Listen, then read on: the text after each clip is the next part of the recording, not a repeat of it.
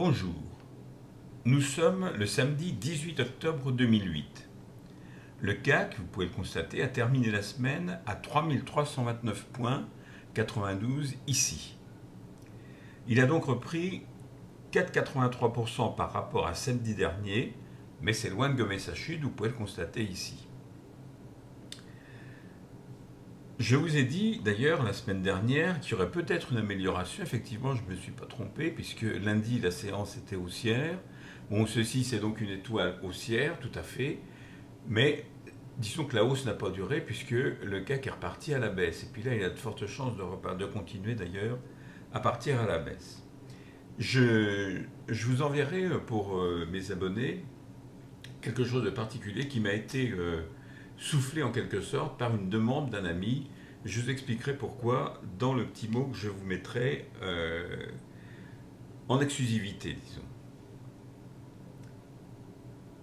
Si je regarde de près maintenant les cours du CAC, la moyenne mobile à 20 jours, l'orientation de la bande de Bollinger, tout le reste, je ne vois pas quelque chose qui me dit franchement, ça y est, l'embellie va continuer. Je vois plutôt des indices de baisse. Et ces indices de baisse me font penser que le gouvernement français le veuille ou non, d'ailleurs comme tous les gouvernements du monde, on est entré dans une période de récession. Je vous en parlerai aussi dans le petit mot que je réserve à mes abonnés. La semaine dernière, je vous ai présenté l'action Unibail-Rodamco. Alors il faut que je la retrouve ici. C'est pas ça. Voilà, Unibail-Rodamco. Je vous avais dit que, sans savoir bien entendu que l'État interviendrait sur le marché, ça a été quelque chose de complètement inattendu, disons, que la reprise, que vous pouvez constater ici, il y a bien eu effectivement une reprise, elle risque de ne pas durer, et puis effectivement, tout est encore orienté à la baisse sur cette action.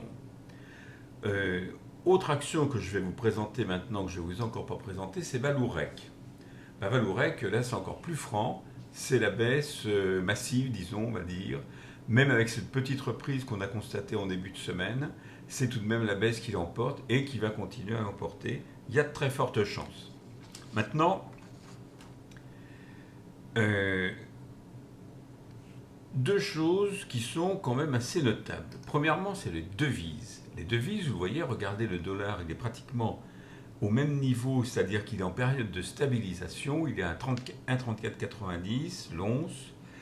Qu'est-ce que je raconte? Il est à 1,3490 pour 1 euro.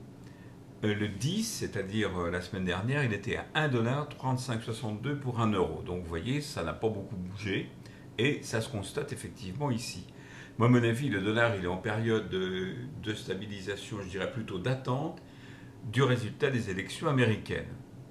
Et la deuxième chose qui m'a étonné, c'est ça, c'est-à-dire l'or. Alors là, vous voyez un peu la catastrophe, c'est la descente totale. Hier, le plus haut de l'or ici a été à 816,90 $ l'once, cette fois-ci, et à la clôture ici, l'once d'or était à 787,70 $, c'est-à-dire une belle baisse par rapport au plus haut qui se situait ici. Alors je vous avoue, étant donné ce qui s'est passé sur les marchés financiers, que je ne comprends pas très bien cette évolution. Je ne suis même plus certain de le voir revenir à 1000 $ l'once comme je le pensais, mais attendons-nous à tout parce que en ce moment, la période de récession implique quand même aussi un retour à un certain nombre de valeurs et l'or en fait partie. Cela dit, je vous souhaite de passer une excellente semaine boursière et je vous dis à la semaine prochaine.